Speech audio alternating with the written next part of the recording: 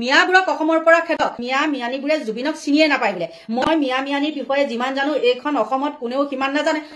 ক'ত জানিবনো তুমি আকৌ তেওঁলোকৰ মানে ভিতৰ চোৱাত সোমোৱা মানুহ গম পাইছা নাই লুংগি টানি টানি চবতে ঘূৰি ফুৰে বাহি কিটা কিমান ডাঙৰ তই সেইটো জাননে নাজান ঐ নৃত্যকী তই গম পাও নে নাপাও মিয়া বাহি কিটা কিমান ডাঙৰ সেইটোতো চাগে জানিবি সেইটোও কবিচোন কিমান ডাঙৰ সেইটো কয় আকৌ ঐ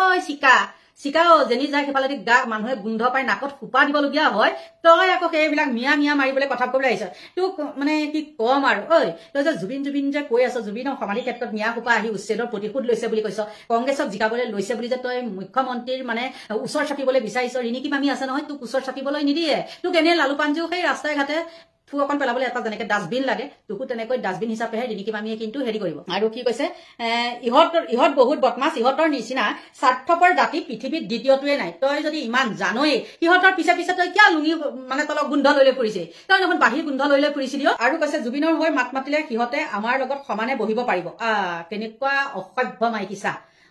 জুবিনৰ মানে ন্যায় বিচৰা যিসকল মানে মুছলমান মানুহ সিহঁতে মানে কি কৰিব পাৰিব মাত মতাৰ কাৰণে মানে আমাৰ লগত সমানে বহিব পাৰিব তই সমানে বহাটো বাদ দে তই দেখোন সিহঁতৰ বিচনাতে গৈছিলি আৰু এতিয়া কি সমানে বহা কথা কবলৈ আহিছ মিয়াবোৰক অসমৰ পৰা খেদক মুখ্যমন্ত্ৰী মুখ্যমন্ত্ৰী পাগল নে জাগল নে কি এটা কয় নহয় বোলে পাগলে নকয় কি ছাগলীয়ে নাখায় কি ঠিক তেনেকৈ তাই হল এজনী ছাগল মুখ্যমন্ত্ৰী লাগি আছে কাৰণে এইবিলাকত তাৰমানে বেয়া পাইছে যে আন কামো আছে মিয়াবিলাকক খেদিবলৈ দিছে মিয়াবিলাকেহে বোলে জুবিন গাৰ্গৰ সমাধিৰ ক্ষেত্ৰত আহি পেলাই উৎপাত কৰে তাই জানে তাইকে সোমোৱাই দিবহি লাগে আৰু এই মিয়াবিলাকৰ পিছে পিছে বাৰু তাই অসমত ঘূৰি ফুৰা নাছিলেনে তাই মিয়াবিলাকৰে জুতি লোৱা নাছিলেনে তাই বদৰুদ্দিনৰ জুতি লোৱা নাছিলেনে যেতিয়াই বদৰুদ্দিনৰ পৰা টকা পইচা ললে আৰু বদৰুদ্দিনৰ লগত তেওঁ মানে মত অমিল হল তেতিয়াই তেওঁ কি কৰিলে মানে মিয়াখিনি বেয়া এতিয়া মিয়াৰ মানে কি কম আৰু মিয়া চাহটো তাইৰ কাৰণে বেয়া আৰু নিজে কৈছে মই মিয়াবিলাকৰ বোলে মুখেৰে সোমাই বোলে পোকৰে ওলাই গলো বোলে বৰ সাংঘাতিক বস্তু বুলি তাই নিজে কৈছে